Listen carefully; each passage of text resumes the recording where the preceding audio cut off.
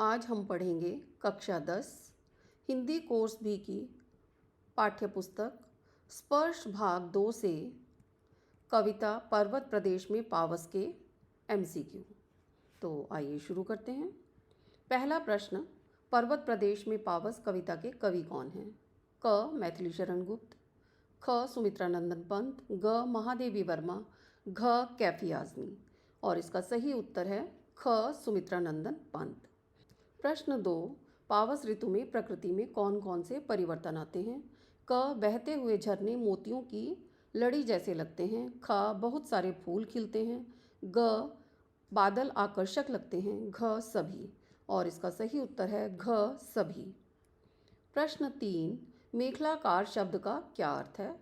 क करघनी के समान गोल, ख गोल सा, ग धरती के समान गोल, घ चांद के समान गोल। और इसका सही उत्तर है क करघनी के समान गोल। प्रश्न 4, मेखलाकार शब्द का प्रयोग कवि ने क्यों किया है? क पर्वत की विशालता और प्रकृति की सुंदरता दर्शाने के लिए, ख विशालता दिखाने के लिए, ग सुंदरता दिखाने के लिए, घ सुंदरता की विशालता दिखाने के लिए। और इसका सही उत्तर है क पर्वत की विशालता और प्रकृति की सुंदरता दर्शाने के लिए। प्रश्न 5, सहस्त्र दृग सुमन से क्या तात्पर्य है?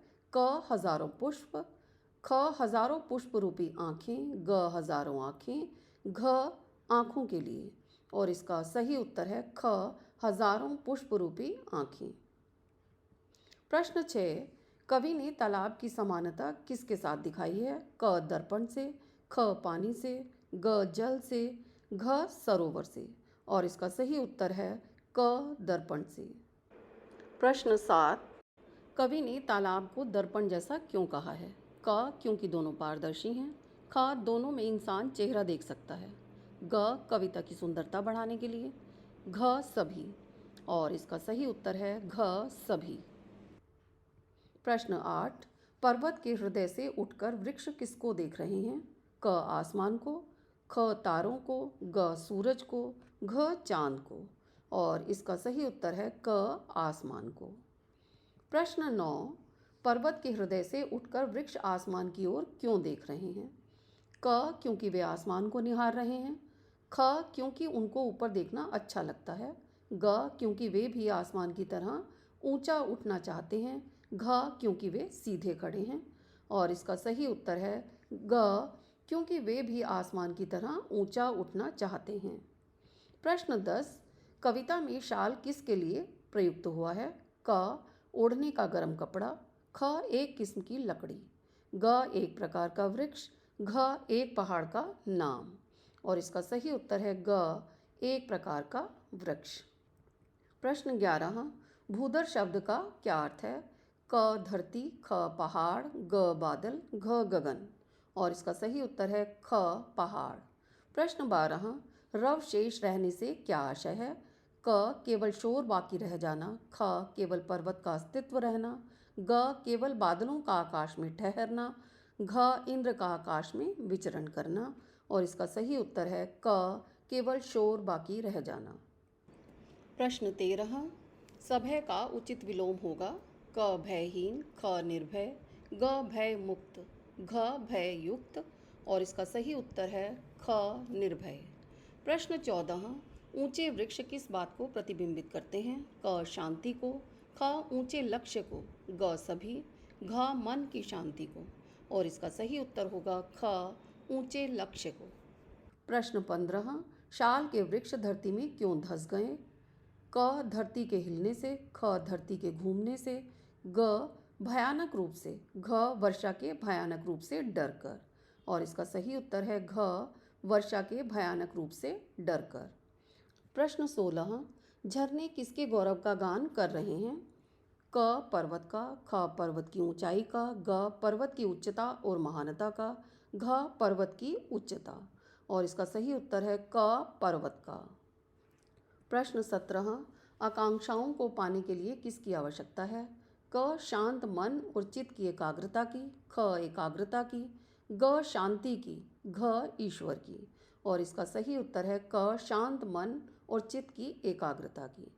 प्रश्न 18, बहते हुए झरने की तुलना किससे की गई है? क आंसुओं से, ख फूलों से, ग मोतियों की लड़ी से, घ हारों से। और इसका सही उत्तर है ग मोतियों की लड़ी से। प्रश्न 19, इस कविता में मुख्यतः किस अलंकार का प्रयोग किया गया है? क उपमा अलंकार, ख अनुप्रास अलंकार, ग उपमान अलंकार, घ मानवीकरण अलंकार। और इसका सही उत्तर है घ मानवीकरण अलंकार। प्रश्न 20, इस कविता में कवि ने किसका सजीव चित्रण किया है? क प्रकृति का, ख बादलों का, ग झरनों का, घ पावस ऋतु का। और इसका सही उत्तर है घ पावस ऋतु का। प्रश्न 21, इस कविता में कवि ने कौन से परिवर्तनों की बात की है? क खनन से होने वाले, ख प्राकृतिक परिवर्तनों की, ग वर्षा ऋतु की, घ वर्षा ऋतु में होने वाले परिवर्तनों की। और इसका सही उत्तर है घ वर्षा ऋतु में होने वाले परिवर्तनों की। प्रश्न 22, है टूट पड़ा भू पर अंबर से क्या भाव है? क बादल बरस गए, ख बादल फट गया, ग बिजली गिर गई, घ बहुत तेज और मूसलाधार वर्षा हो रही है। और इसका सही उत्तर है घ बहुत तेज और मूसलाधार वर्षा हो रही है। प्रश्न 23, ऊंचे वृक्ष आसमां की ओर कैसे देखते हैं? क प्यार से, ख गुस्से से, ग हंसते हुए, घ एकटक। और इसका सही उत्तर है घ एकटक। प्रश्न 24, मानवीकरण अलंकार का उदाहरण दीजिए। क पर्वतों का आंखें फाड़ कर देखना, ख झरनों का गाना, ग पेड़ों का डर जाना, घ सभी। और इसका सही उत्तर है घ सभी। प्रश्न 25, वारिद शब्द का कौन सा पर्याय है? क जलद, ख भूधर, ग मोघ, घ जलज। और इसका सही उत्तर है क जलद। प्रश्न 26, कवि ने इंद्र किसे कहा है? क बादल को, ख देवता को, ग जल को, घ नारद को। और इसका सही उत्तर है ख देवता को। प्रश्न 27, इंद्रजाल से कवि का क्या आशय है? क बादल से, ख जादूगरी, ग देवता के समूह से, घ वर्षा से। और इसका सही उत्तर है ख जादूगरी। प्रश्न 28, जलदयान का क्या अर्थ है? क विमान, ख हवाई जहाज, ग बादल रूपी विमान, घ बादल। और इसका सही उत्तर है ग बादल रूपी विमान। प्रश्न 29, कवि ने इस कविता में कौन सी शैली प्रयोग की है? क मानवीय, ख शाब्दिक, ग संदेशात्मक, घ चित्रात्मक। और इसका सही उत्तर है घ चित्रात्मक। प्रश्न 30, इस कविता का सौंदर्य किस पर निर्भर करता है? क अनेक शब्दों पर, ख चित्रमयी भाषा पर, ग कविता की संगीतात्मकता पर, घ शब्दों पर। और इसका सही उत्तर है ख चित्रमयी भाषा पर। मेरी ये वीडियो पसंद आए तो इसे लाइक करें, शेयर करें और मधु कलश चैनल को सब्सक्राइब करना ना भूलें।